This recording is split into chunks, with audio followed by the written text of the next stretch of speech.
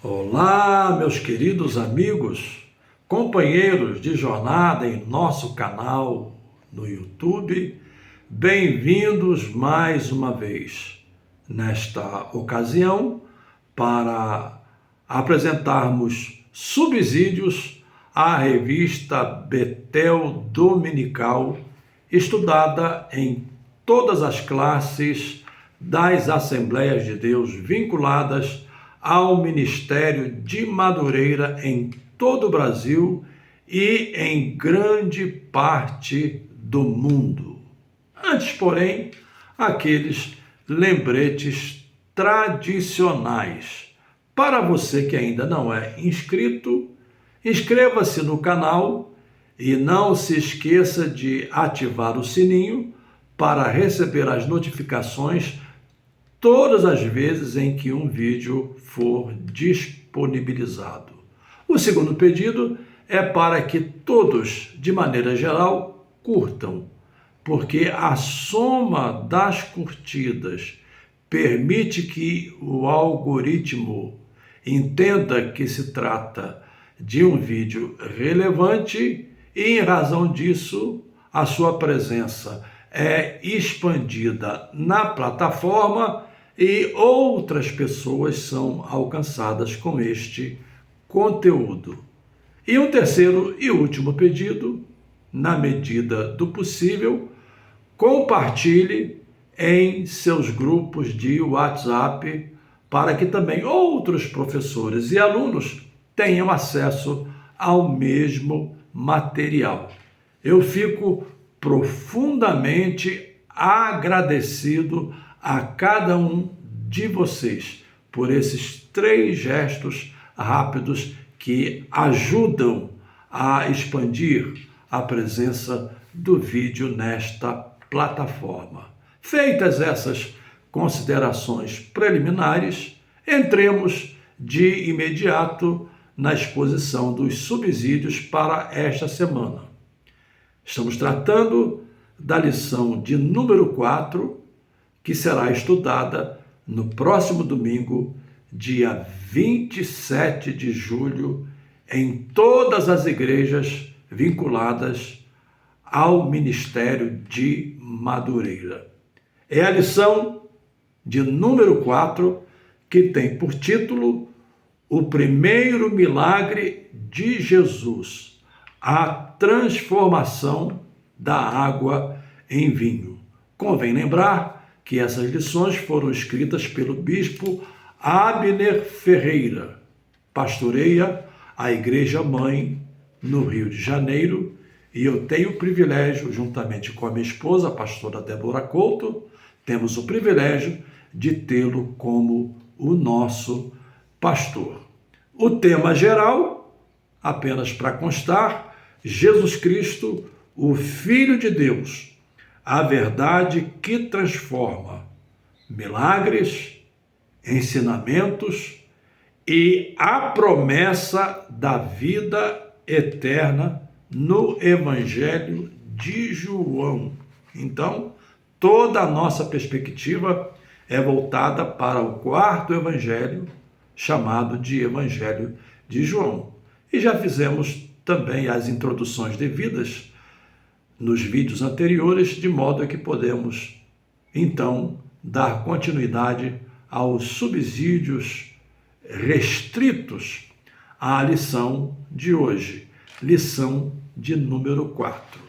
E eu tenho aqui alguns pontos anotados que eu gostaria de compartilhar com cada um dos meus companheiros. Primeiro, esse milagre se dá na cidade de Caná da Galileia. Essa cidade ficava em Nazaré, nas proximidades, a 7 quilômetros, por assim dizer, da região central de Nazaré, e era em Nazaré que Maria e José viviam quando Maria achou-se grávida por obra e graça do Espírito Santo de Deus. Todos conhecemos os episódios que ocorreram naquele período de gestação de Maria, inclusive o deslocamento dela para Belém. Belém distava de Caná da Galileia aproximadamente 160 quilômetros, numa altitude aproximada de 700 metros, enquanto Caná da Galileia ficava numa altitude de 347 metros aproximadamente, e essa distância foi percorrida no lombo de animais para que se cumprisse a Escritura. Vemos Deus trabalhando através das contingências. Por exemplo, César determinou que houvesse aquele censo, e essa determinação dispunha que todas as famílias deveriam retornar às suas regiões de origem. E por isso José e Maria foram então para Belém. De Belém, eles fugiram para o Egito, porque houve toda aquela pressão de Herodes, inclusive com a matança dos meninos desde 2 anos para baixo, porque tinha ele a intenção de extinguir ainda na raiz a possibilidade do surgimento de um rei, porque essa era a promessa e era isso que preocupava Herodes. Do Egito, depois de passado aquele período e da mudança inclusive de governo, José e Maria retornam não para Belém, mas retornam para Nazaré. E é em Nazaré que Jesus cresce. É em Nazaré que Jesus se desenvolve como qualquer outra criança. Crescimento físico, crescimento intelectual, crescimento social e crescimento espiritual. Isso está registrado em Lucas, que diz que Jesus crescia, e aí apresenta esses 4 aspectos do crescimento de Jesus. E então, no capítulo 2, nós nos deparamos com esse milagre, o milagre da transformação da água em vinho. Foi o primeiro milagre de Jesus realizado em Caná da Galileia. É interessante frisar que apenas João registra esse milagre. A transformação da água em vinho não é registrada em nenhum dos outros 3 evangelhos, apenas no Evangelho de João. E aqui vai um dado bastante interessante.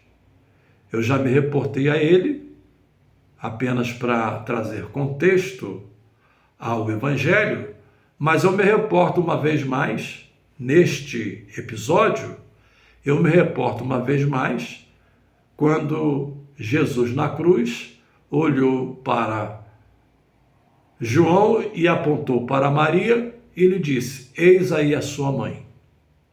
E simultaneamente apontou para Maria e olhou para João e disse a Maria: eis aí o seu filho. Essa expressão, ao pé da cruz, no momento cruciante da morte de Cristo, antes de ele dar o brado da vitória, está consumado, tem uma conotação bastante interessante, porque se depreende que João passou a cuidar de Maria.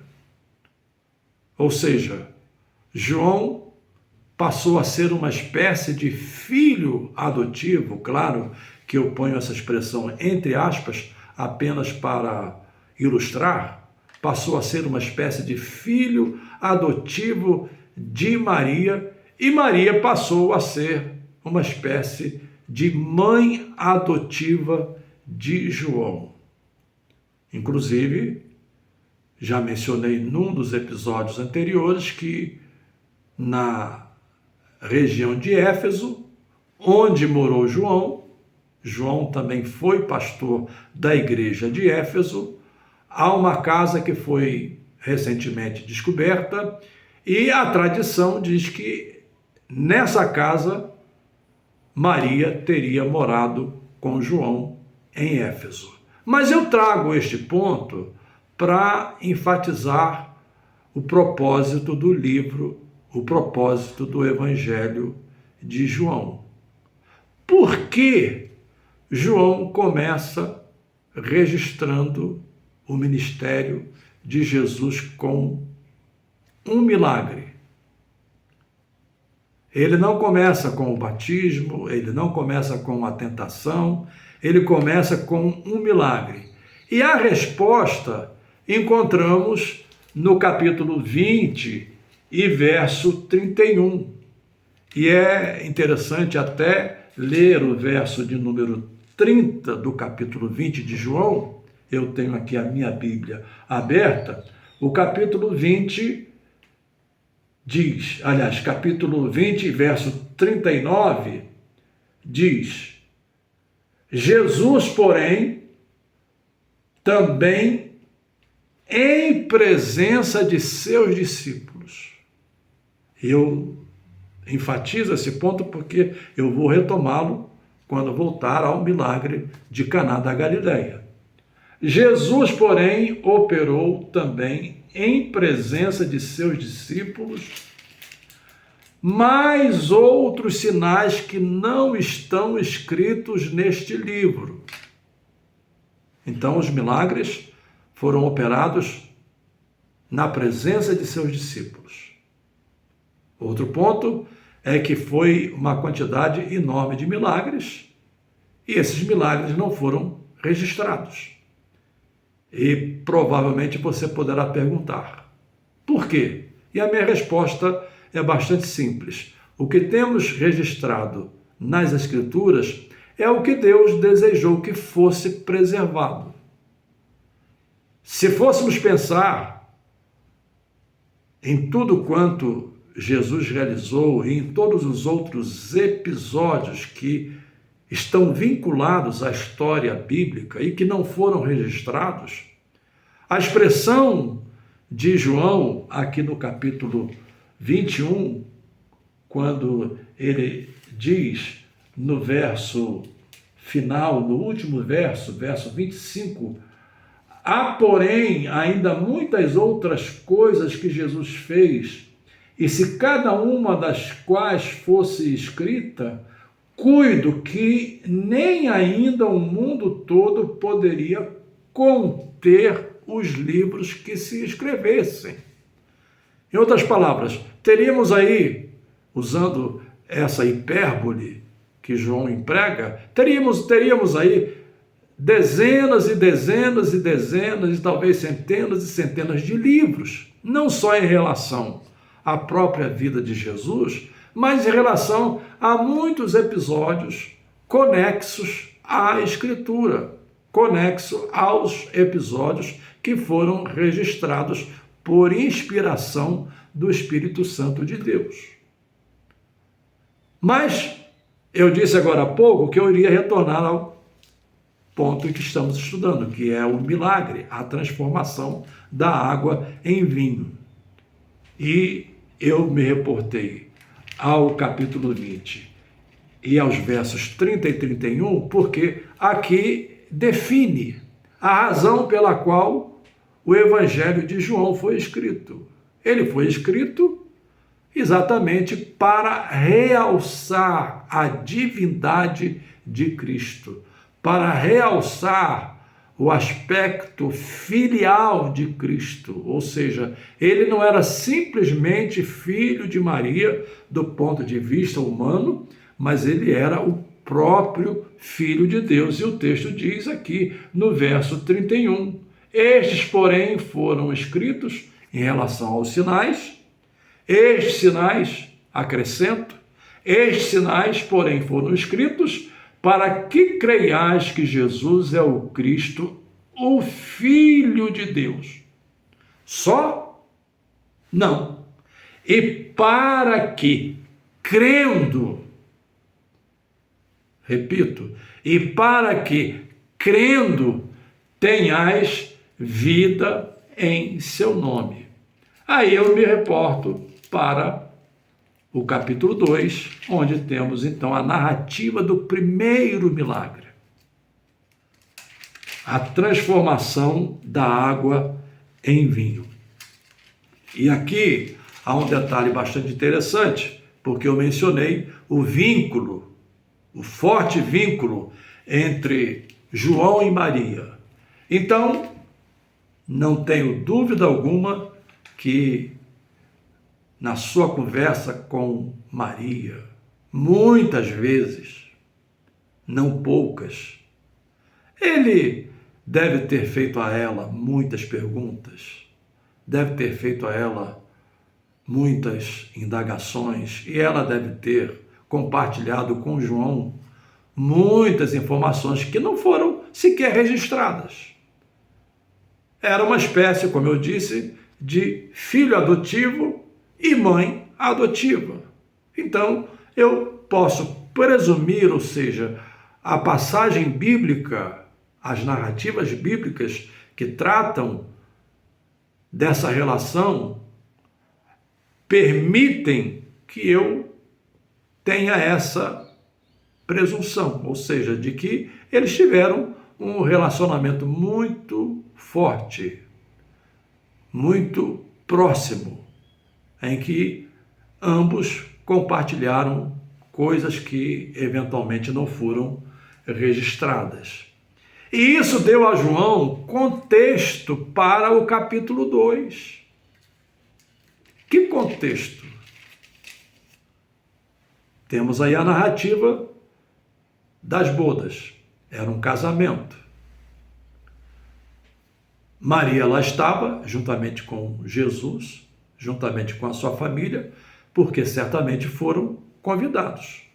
Eles não estavam nessa festa como penetras. Essa expressão é muito comum, que tem pessoas que entram como penetras, mas Jesus não estava, juntamente com Maria e com seus irmãos, não estavam nessa festa como penetras. E as celebrações de casamento, você leu isso no comentário, então eu não vou me ater nesse ponto, só mencioná-lo en passant. As celebrações de casamento naquela época eram festivas. Havia banquete, havia bebida, tudo em abundância. As famílias eram convidadas, os vizinhos eram convidados. E geralmente uma celebração dessas durava aproximadamente uma semana. Se você visitar, por exemplo, países do Oriente Médio, se você visitar, por exemplo, até países islâmicos, pensando inclusive que esses países têm as suas raízes na descendência de Ismael, que era filho de Isaac com Agar, não era o filho da promessa, mas certamente Ismael transmitiu muito do que ele recebeu como ensino de seus pais. E promover festas em época de casamento é uma coisa muito cultural, não tanto no modelo em que se realiza no mundo ocidental, e principalmente no modelo brasileiro, que as festas são rápidas, eventualmente podem até ser um grande banquete e durar uma noite ou um período um pouco mais longo, mas naquela região o costume era que a celebração durasse por um período de pelo menos uma semana, como ainda o é nesses países que eu acabei de mencionar. Então estamos diante de uma celebração prolongada, com muita comida, com muita fartura, com muita bebida. E João certamente estava presente, e você pode fazer essa dedução, porque quando lemos aqui no capítulo 2 sobre a narrativa da transformação da água em vinho, aqui no capítulo 2, e aqui eu linko com capítulo 20, verso 30 e 31, Jesus fez os milagres na presença de seus discípulos, para que eles pudessem crer que ele era o Filho de Deus e que eles, crendo, teriam vida em seu nome. Veja o que diz aqui o verso de número 11, do capítulo 2. Verso de número 11, capítulo 2. Jesus principiou, ou seja, começou, deu início. Jesus principiou assim os seus sinais, lá em João 20, versos 30 e 31, mencionam sinais. E aqui, no início, também aparece a expressão sinais. Jesus principiou assim os seus sinais aonde? Em Caná da Galileia. E manifestou a sua glória. Ponto. Não, vírgula. Eu chamo a atenção para essa última frase. E os seus discípulos creram nele. Ou seja, os discípulos já tinham sido chamados e estavam inclusive presentes. Você pode deduzir isso da narrativa, estavam presentes na celebração, e eles passam a crer em Jesus como Filho de Deus, porque esse é o propósito pelo qual o Evangelho foi escrito. Eles passam a crer em Cristo como Filho de Deus, depois de presenciarem esse primeiro milagre, o milagre da transformação da água em vinho. E aí você poderá perguntar: pastor, mas como é que fica essa questão de vinho? Eu não quero aqui entrar no mérito de discutir filigranas do grego, filigranas do hebraico. Também não serei aqui extremista de afirmar que tenha sido suco de uva, porque não se faz festa de casamento com suco de uva. E aqui convém fazer uma afirmação bastante transparente, 2, 3 taças de suco de uva já são enjoativas. Você não consegue tomar, talvez, mais do que 2, 3, 4 taças de suco de uva. Ademais, se você tomar 2, 3, 4 ou 5 taças de suco de uva, isso pode produzir uma desenteria, uma diarreia. Então, vamos excluir essa hipótese de suco de uva. A própria Bíblia de Estudo Pentecostal, quando trata do tema, embora ele faça uma outra defesa, o autor dos comentários faça uma outra defesa, alegando que teria sido suco de uva, mas ele admite no segundo parágrafo que a possibilidade é que fosse vinho fermentado,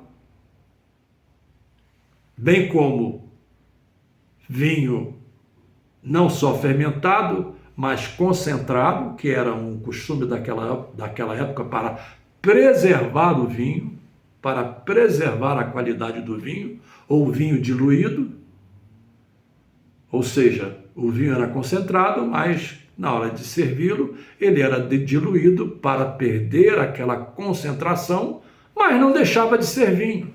Isso era comum, isso era normal nas festas de casamento e é sinônimo de alegria.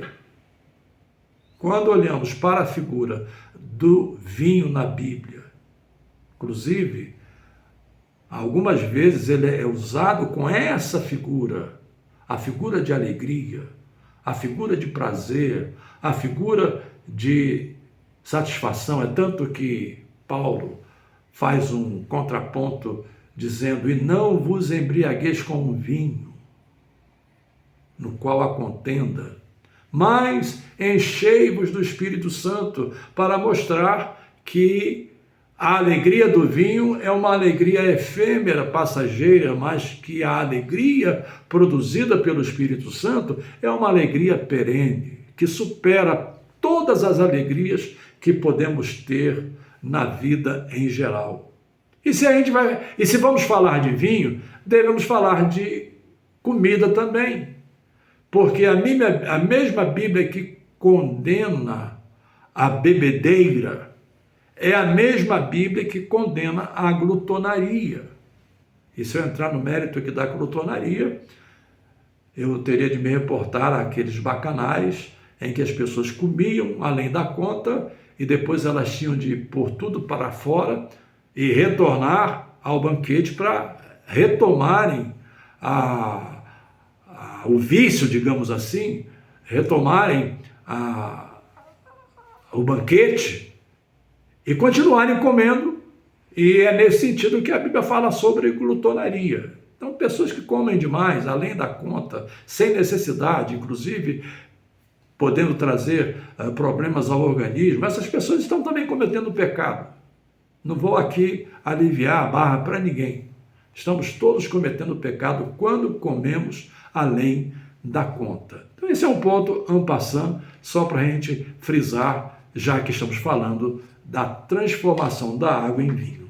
Outro ponto que é interessante é que, ao ler o texto, ao ler aqui a passagem, você descobre que essas talhas eram talhas que estavam separadas e elas eram usadas para as cerimônias de purificação que eram comuns na fé judaica. A fé judaica usava ritos de batismos também, semelhante aos ritos do cristianismo, e esses ritos eram feitos através das águas de purificação que eram colocadas nessas talhas. E o texto diz que ali havia pelo menos 6 talhas. 6 talhas. 6 talhas. Você pode ler aqui no capítulo 2, não é? E o verso de número 6. E estavam ali postas 6 talhas de pedra para as purificações dos judeus, e em cada uma cabiam 2 ou 3 metretas. 2 ou 3 metretas. O tradutor da nossa Bíblia, que usamos, inclusive como padrão em nosso culto nas igrejas de Madureira, Almeida Revista e Corrigida, essa tradução é uma tradução de uma linguagem formal e uma linguagem arcaica que praticamente não se usa nos dias de hoje. Metreta. Metreta corresponde a cerca de 40 litros. Então, cada talha cabia de 2 a 3 metretas. Vamos esquecer o número 3 e trabalhar com o número 2. 2 metretas. 2 metretas seriam, então, 80 litros. 80 litros. 6 talhas. 6 vezes 8, nós temos aí 480 litros de água que foram transformados, de águas que foram transformadas em vinho. Vou repetir. trabalhando apenas com o número 2 e não com o número 3 metretas, apenas 2 metretas, 6 talhas. 6 vezes 8, lembrando que uma metreta corresponde a 40 litros. Então, 2 metretas, 80 litros. 6 vezes 8, 48. Em outras palavras, temos aí 480 litros de vinhos. É uma quantidade fenomenal. Dizer que era suco de uva é forçar a barra do texto para amenizar. Eu até entendo, para amenizar, mas não é verdadeiro. Não é verdadeiro. 480 litros. Agora, qual é o ponto que eu quero chamar a atenção para caminhar para a conclusão dos nossos subsídios? É a participação de Maria nesse processo. Lembre-se que eu mencionei o companheirismo entre Maria e João, de maneira que João teve acesso às informações para poder produzir essa narrativa do modo como a narrativa foi produzida. Maria, já nessa festa, nessa comemoração, nessa celebração, ela já tinha uma ideia de quem era Jesus. E não só tinha uma ideia, mas ela tinha certeza porque o Espírito Santo gerou nela, não foi uma semente masculina, a mensagem foi dada pelo anjo Gabriel, né? O que será gerado em seu ventre será gerado por obra e graça do Espírito Santo, deu a ela todas as características em relação a Jesus. E quando ela canta o chamado Magnificat, o cântico de Maria, ela diz: o meu espírito se alegra em Deus, meu Salvador. Então ela passou a conviver com Jesus, inclusive com aquela experiência de Jesus lá no templo, aos 12 anos. Isso era comum, aos 12 anos, o filho de uma família judaica iniciava os seus estudos rabínicos e aos 12 anos, então, eles têm a experiência com Jesus no templo, quando eles regressam para Galileia e esquecem, entre aspas, Jesus no templo, e eles voltam correndo, e aí Jesus responde aos pais, dizendo que lhe convinha tratar dos assuntos de seu pai. Aqui também é uma resposta parecida. Quando Maria procura Jesus para lhe informar do problema, meu amigo, olha, a festa está aí e faltou vinho. Eu posso presumir que o despenseiro, ou o mordomo, por assim dizer, ele fez os cálculos errados, não comprou vinho suficiente, tinha comida, mas faltou vinho. E aí ela leva o problema para Jesus. E Jesus lhe responde uma resposta muito parecida com aquela que ele deu aos 12 anos. Mulher, que tenho eu contigo? Ainda não é chegada a minha hora. Mas ela sabia. Então ali não houve desrespeito. Ali houve um entendimento entre mãe e filha. Ela sabia com quem estava falando. E qual é a resposta que ela deu aos servos? Fazei tudo o que ele vos disser. E foi então a partir daí que nós temos esse grande milagre. O primeiro milagre. O milagre da multiplicação da água em vinho, para autenticar que Jesus não era simplesmente o filho de Maria, mas ele era e é o Filho de Deus. Se eu fosse você, para terminar, eu seguiria o conselho de Maria. Maria disse aos servos: fazei tudo quanto ele vos disser. Eu posso ouvir a voz de Maria ecoar dos dias de hoje para a igreja de Cristo, para os líderes da igreja, para aqueles que conduzem o rebanho de Cristo, eu posso ouvir ecoar a mesma frase: fazei tudo quanto ele vos disser. Porque ele não é simplesmente o filho de Maria, mas ele é o Filho de Deus. Termino lembrando, para você que ainda não é inscrito, inscreva-se no canal e ative o sininho para receber as notificações. Também a todos em geral curtam para que o vídeo tenha uma presença maior na plataforma e o nosso conteúdo alcance outros segmentos e, na medida do possível, compartilhem também em seus grupos de WhatsApp. Até a próxima semana, se Deus quiser. E na próxima semana, vamos olhar aqui, estaremos estudando a lição de número 5, muito importante, relevante. Lição de número 5, o novo nascimento, o diálogo transformador com Nicodemos.